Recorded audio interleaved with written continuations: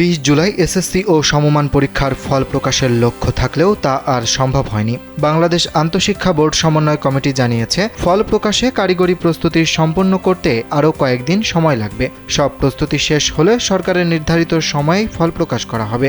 আন্তঃশিক্ষা board সমন্বয় কমিটির সভাপতি এবং ঢাকা শিক্ষা বোর্ডের চেয়ারম্যান অধ্যাপক সৈয়দ আখতারুজ্জামান জানিয়েছেন, ফল প্রকাশের জন্য প্রয়োজনীয় কারিগরি কাজ শেষ করতে 27 বা 28 জুলাই পর্যন্ত সময় লাগতে পারে। এরপর সরকারের পক্ষ থেকে যেদিন তারিখ নির্ধারণ করা হবে সেদিনই আনুষ্ঠানিকভাবে ফল প্রকাশ করা হবে। 5+ স্টার রেটিং প্রাপ্ত দেশের সর্বোচ্চ বিদ্যুৎ সাশ্রয়ী ওয়ালটন এসি স্মার্ট কমফোর্ট এখন নেক্সট লেভেলে। বোর্ড সূত্র বলছে, টেবুলেশন ও ফল যাচাই বাছাই সহ অন্যান্য কারিগরি কার্যক্রম এখন শেষ পর্যায়ে রয়েছে। এসব কাজ সম্পন্ন হওয়ার পর শিক্ষা মন্ত্রণালয়ের অনুমোদনের ভিত্তিতে চূড়ান্তভাবে ফল প্রকাশের তারিখ নির্ধারণ করা হবে।